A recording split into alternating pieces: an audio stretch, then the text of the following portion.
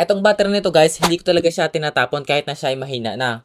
Okay. Kahit na yung voltage niya ay umaabot na ng 11 volts. Ito nga palang battery natin is yung aking 12 volts na 16 ampere hour gel type battery. Talaga namang malaki yung pakinabang ko dito kasi naman noon nagpaputol kami ng kuryente tapos ito talaga yung ginagamit namin dito sa bahay. Yun nga lang noon yung mga ginagamit naming appliances tsaka mga devices eh medyo maliliit lang katulad nung clip fan tapos mga ilaw tsaka wifi lamang kaya talagang walang problema kinakaya niya. Ngayon medyo marami na kaming appliances tapos medyo matataas na rin yung mga power rating kaya ligwak na tayo dito sa maliit na battery. Ngayon naman mag-actual capacity test tayo. I-compare natin yung dati niyang capacity na 16 ampere hour sa actual capacity niya ngayon. So ngayon dahil nga siya ay medyo luma na mahina na yung kanyang power, i-discharge ko siya sa mahinang current lamang like 500 mA. Kasi pag nag-discharge tayo na mas malakas like 1 ampere to 2 ampere, possible na mas ma-pressure tong battery. Kapag mas na-pressure tong battery, possible na hindi natin makuha yung talagang capacity niya. Heto guys, ngayon yung voltage ng battery natin ay nasa 13.20. That means siya ay full charge. At i-discharge natin siya sa current na 500 mA or 0.5 ampere. So, game. So, eto guys, tapos na.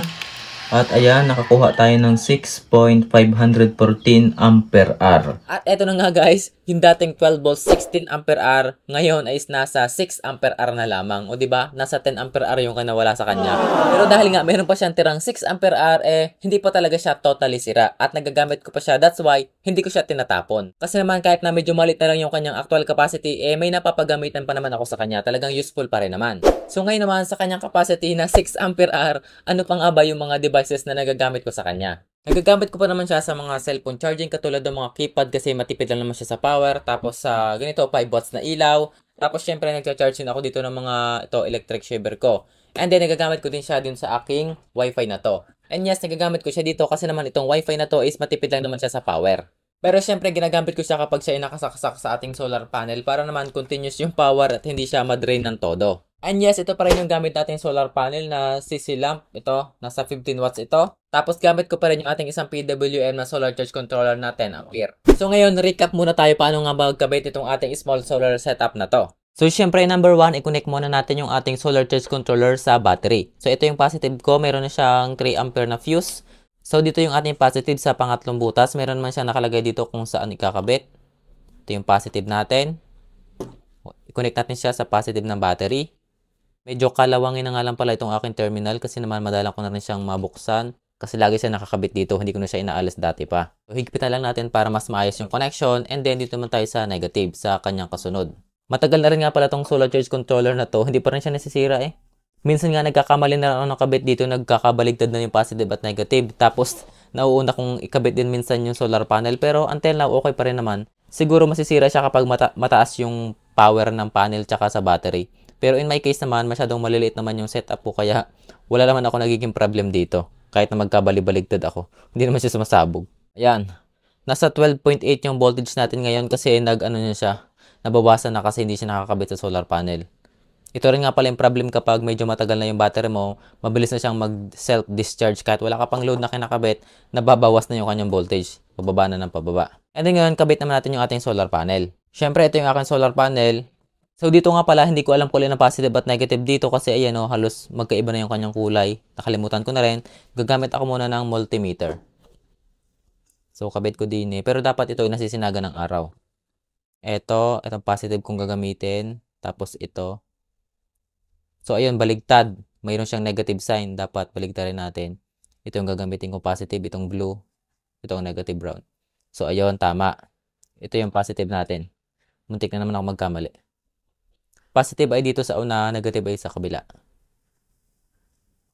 So ayan, ito na ikabit ko na pero as you can see, hindi pa siya nagcha-charge kasi nga naman nasa loob tayo ng bahay. Kailangan ito ay nasa labas. So ayan, as you can see, nagcha-charge na siya. Ayan o, yung kanyang icon ng solar panel. Yun nga lang yung ating solar panel. Dito ko lang muna nilagay sa bintana. Ayan. Pero wag niyo guys gagayahan niyang nasa bintana lang yung solar panel. Mahina yung power niyan. Kahit pa makita niyo nagcha-charge yung solar charge controller dyan, wala, ligwak pa rin yan. Mas maganda talaga ang ibilad natin sa bubong, yung solar panel para mas malakas yung power. And then kapag okay na yung setup natin, pwede na tayo mag-charge. So try ko tong aking electric shaver na to. Ayan, ayan ang kulay pula, nag-charge na siya.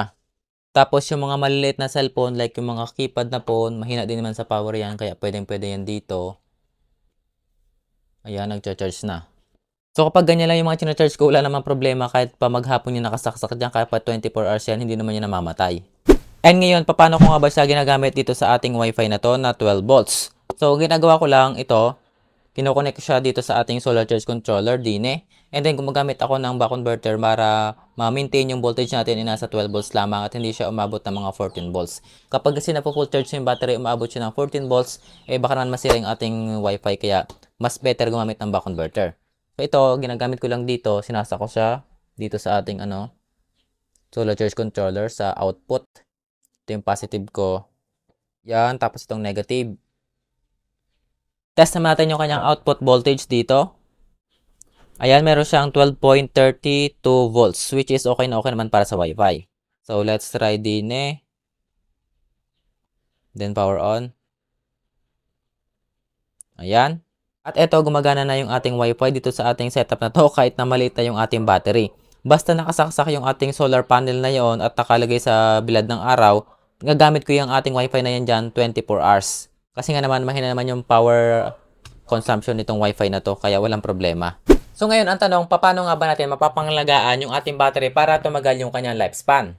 Marami tayong mga paraan para mapatagal yung kanyang lifespan, pero ilan doon yung mga napansin ko. So number 1, huwag natin sobrang i-discharge itong ating battery. Dapat hindi muna tayo gagamit ng matataas na appliances or yung mga high current na appliances. For example, dito, dapat nasa 10% lamang muna yung dapat natin gamitin. For example, ito, 16 ampere hour, yung 10% niya ay nasa 1.6 amps. So, nasa 1 amps to 2 amps lamang or 12 watts lamang dapat yung gamitin natin para hindi siya gaano ma-pressure. Well, para sa akin lang naman yun kasi nga naman wala namang nakalagay sa kanyang label. Kahit sa mabasahin dyan, wala. Kahit sa description ng pagtindahan sa Shopee, wala akong nabasang ganon. Yun nga lang, kung talagang wala tayong choice, baka talagang maabuso natin itong battery. Katulad nung nangyari sa amin noon kasi wala kami nung kuryente. Ginamit ko talaga siya sa electric fan, sa cellphone, nagcha-charge ako, tapos sa wifi, sabay-sabay yon. Kaya humina talaga yung kanyang battery. But luckily ngayon, gumagana pa rin naman. Pangalawa natin is yung ating DOD or depth of discharge. Kasi itong ganitong battery, mga lead acid, nasa 50% DOD lamang yung pwede natin gamitin. For example, ito, 16 ampere hour, dapat yung gamitin natin dito ay nasa kalahati lamang or 8 ampere hour.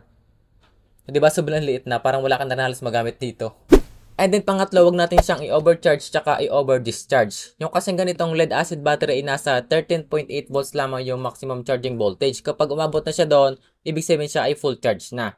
Naalala ko nga doon, meron ako dating battery na flooded battery, yung battery ng motor ng Motolite. Ayan o, kapag charge ko siya noon sa 14 volts, kumukulo yung tubig niya sa loob, tapos may sumisingaw na chemical na masakit pag nalanghap. So masama yon. And then syempre, wag natin siyang i-overdrain, wag natin gamitin yung kanyang total capacity. Katulad nito, mga lead acid battery nasa 12.1 volts is nasa 50% na, kaya hanggang 12.1 volts lamang pinapatay ko na yung mga devices na nakasaksak sa kanya. So ayun, nasa sa atin pa rin yung paraan kung paano ba natin mapapahaba pa yung lifespan ng ating battery, kung paano natin siya gagamitin. So that's all muna for today's video. Kung mayroon pa kayong tanong and request, just comment lang sa ating comment section below at gagawin natin yan hanggat kaya pa.